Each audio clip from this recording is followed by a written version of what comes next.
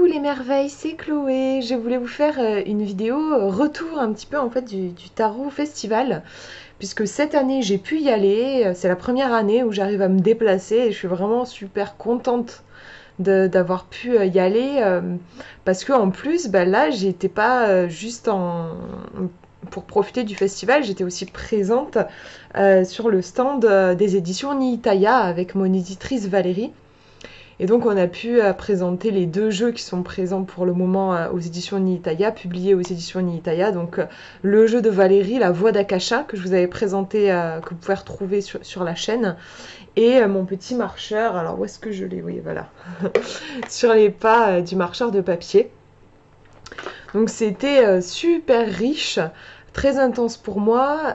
Honnêtement, j'avais un peu d'appréhension parce que voilà, vous savez que je suis beaucoup dans ma grotte à travailler toute seule de chez moi et puis l'hypersensibilité fait que voilà, rencontrer beaucoup de gens, ça fait beaucoup d'énergie et donc j'avais un petit peu d'appréhension et en même temps j'avais aussi j'avais vraiment envie d'y aller quoi.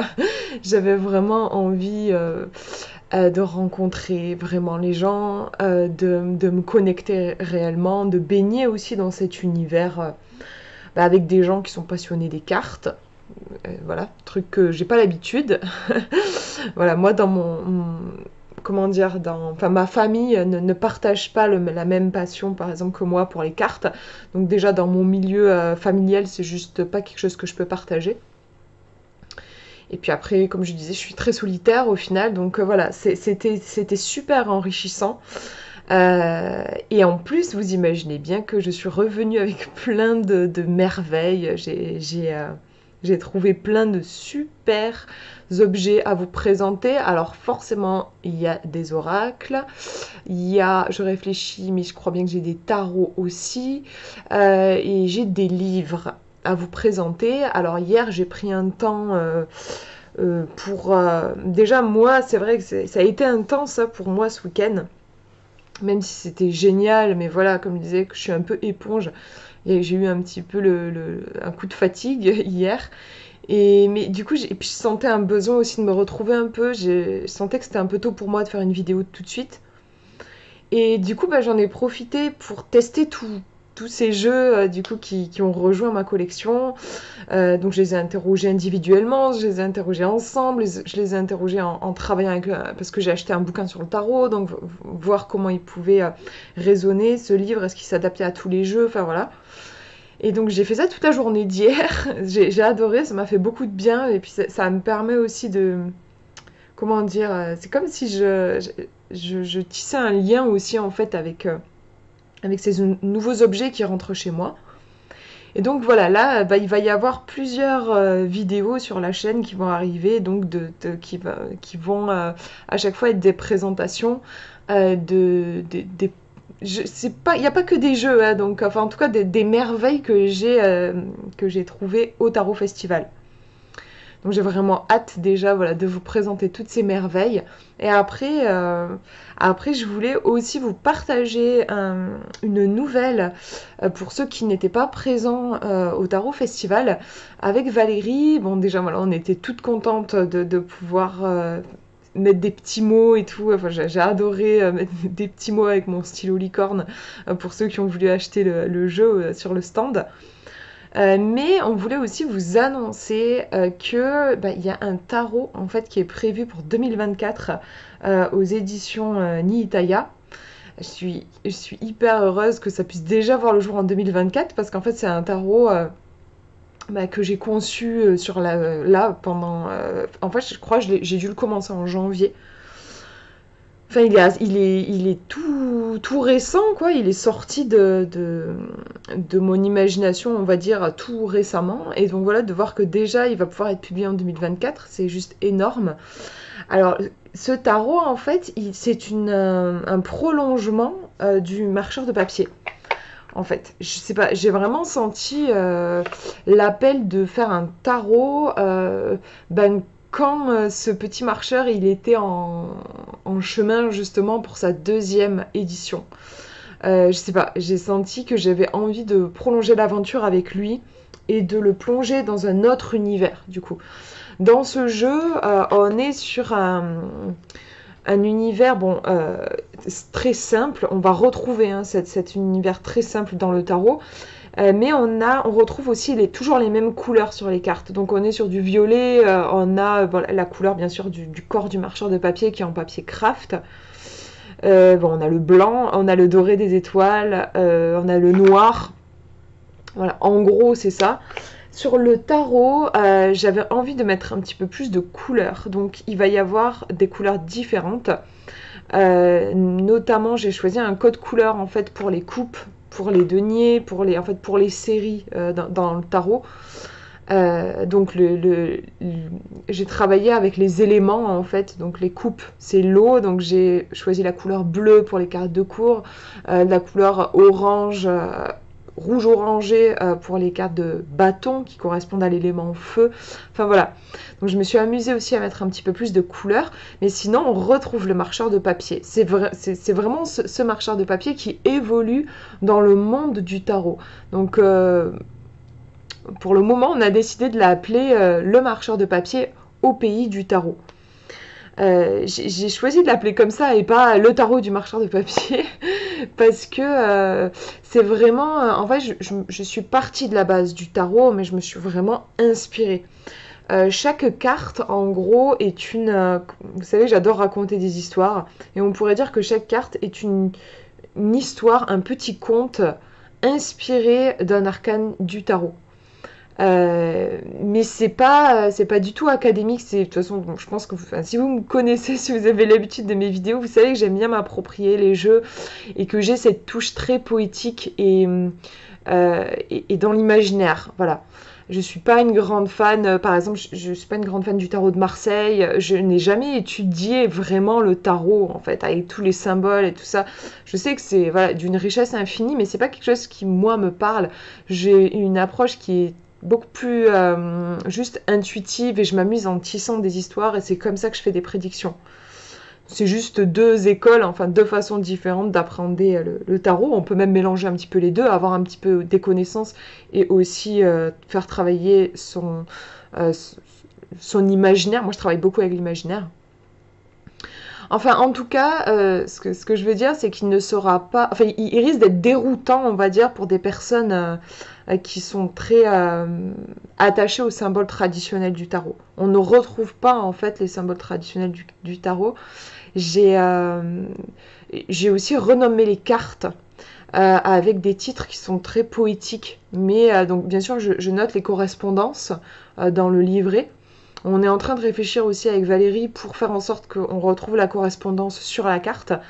Mais en soi, vous n'avez pas du coup la reine de coupe. J'ai utilisé un autre nom, le 3 de denier, j'ai utilisé un autre nom pour que ce soit plus intuitif. Parce que par exemple, si je dis j'ai tiré le 3 de denier, quelqu'un qui ne connaît pas par cœur les significations du tarot, ça va rien lui dire. 3 de denier, voilà quoi. Donc moi j'ai donné un nom, un titre un peu poétique et qui pour le coup est compréhensible. Donc je vais vous montrer, je vous ai préparé juste quelques petites cartes parce que je trouve que voilà c'est toujours mieux de voir. Voilà, je vous raconte mais c'est toujours mieux quand on voit les cartes. Donc voilà par exemple... Là, on est sur un arcane majeur. Alors là, je vous montre, c'est du papier. Hein, c'est pas la carte n'a pas été retouchée par ordi ou quoi. Et surtout, vous voyez qu'il n'y a pas le nom de la carte. Ça, on va le rajouter avec l'ordinateur, quoi. On va faire un petit travail d'édition à ce niveau-là. Et donc là, on est sur les arcanes majeures. Alors celle-ci, elle est quand même assez simple à reconnaître. On est sur l'arcane sans nom. Que j'ai appelé dans le tarot la dernière ombre. Donc, vous voyez que, bon là pour le coup c'est peut-être pas le meilleur exemple parce que l'arcane sans nom, dans certains tarots on l'appelle la mort. Là pour le coup, la mort ça va évoquer tout de suite quelque chose aux gens. Sur les arcanes majeures, les titres du tarot sont évocateurs quand même. Le diable, la tempérance, la force. Mais bon voilà, c'est pour les mineurs plus que je trouve que c'est... pas hyper intuitif d'avoir juste les noms quoi. Et donc il y a un code couleur et là on est sur c'est les mêmes je crois oui c'est alors ça rend en fait c'est un peu plus violet que ce qu'on voit là à la caméra Là, ce sont vraiment les mêmes teintes que dans le marqueur de papier. Mais je vais vous montrer. Hop, voilà. Par exemple, celle-ci, là, on est dans le monde des deniers. Et en fait, j'ai choisi de travailler avec un fond rose. Donc le fond rose, c'est pourquoi rose? Parce que j'ai décidé, alors j'ai renommé aussi comment dire, les séries. Donc là, je l'ai appelé le monde sucré. Vous avez le monde sucré, vous avez le monde cristallin pour la série des coupes. Enfin voilà, j'ai aussi travaillé renommer les séries pour avoir ce côté poétique et peut-être plus évocateur aussi sur le plan intuitif. Donc on retrouve, pour chaque série, on va retrouver une végétation particulière. Bon là on est sur les bonbons. Bon, j'ai choisi de travailler sur ces thèmes parce que j'adore les bonbons. Et puis parce que on est sur la nourriture et donc quand même le monde de la matière qui est en lien avec les deniers. Et cette carte-là correspond au roi de deniers et je l'ai appelé les trésors du roi dragon. Bon, les titres sont susceptibles de changer, hein, parce que je me dis qu'écrire les trésors du roi dragon, ça va peut-être être un peu beaucoup. Les titres sont susceptibles de changer, mais c'est pour vous montrer un petit peu quel a été mon parti pris, quoi. Voilà pour une carte des deniers. Ici, on est sur le royaume des épées, la série des épées. Alors, je l'ai appelé le monde parfumé. En fait, c'est des mondes. À chaque fois, le marcheur évolue dans des mondes. Donc, vous aviez le monde sucré. Là, j'ai appelé ça le monde parfumé, donc en lien avec l'odorat. Et les épées sont reliées à l'air. Au niveau de la végétation, c'est les épines que j'ai choisies, alors qui bien sûr évoquent un petit peu les épées.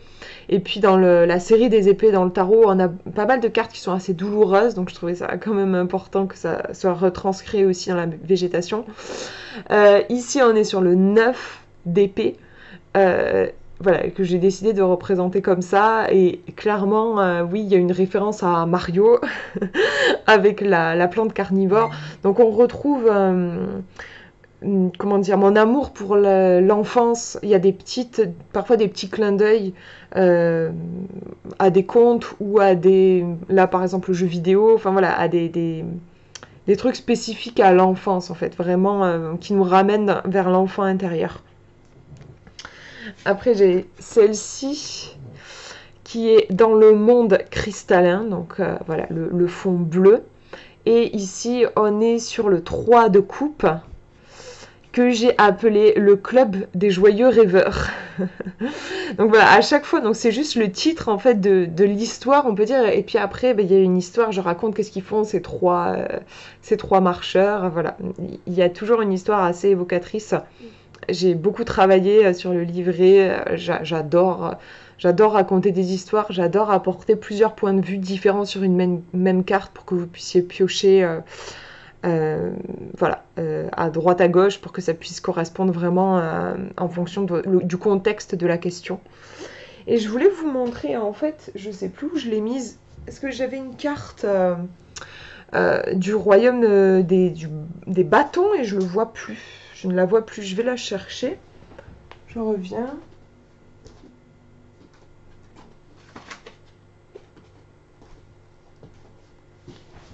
Je sais plus.